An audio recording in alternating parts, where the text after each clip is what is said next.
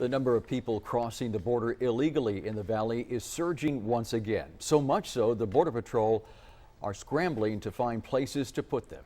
Channel 5's Leslie Aguilar is live in our Hidalgo County newsroom with what she found. Leslie.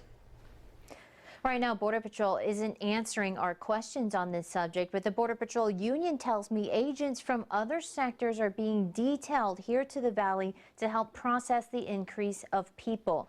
Now, we saw for ourselves McAllen Station's Sally Port is overcrowded with people. Congressman Henry Cuellar says something needs to be done.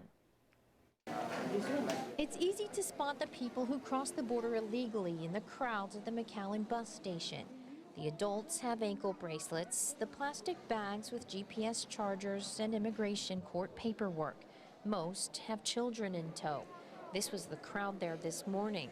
This was the overflow at the McAllen Border Patrol station last night. Those Border Patrol stations, which are not the place to keep them, are probably starting to get overloaded. We reached out to Congressman Henry Cuellar after not hearing back from the Border Patrol. Cuellar says it's not just Central Americans surging across the border, it's Chinese, Indian, Nepalese, and Middle Eastern. So people are starting to use the southern border and claim asylum, political refugees, and using other reasons to come in and using the legal system against us while we're backlogged, 500,000 people and waiting 3, 4, 5 years before they get a court hearing. Cuellar says 55 new immigration judges were added last fiscal year. He hopes 25 more will be added this year. Even that won't be enough, he says, if people continue crossing the border at an increasing rate.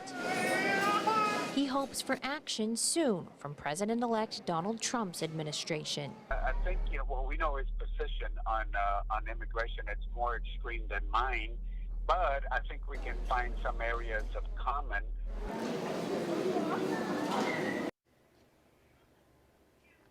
We told you last year how Congress allotted $750 million to send to Central America. That money would be used to address the root of the surge of people leaving those countries. Cuellar says as of last week, only $23 million of that appropriation had been used.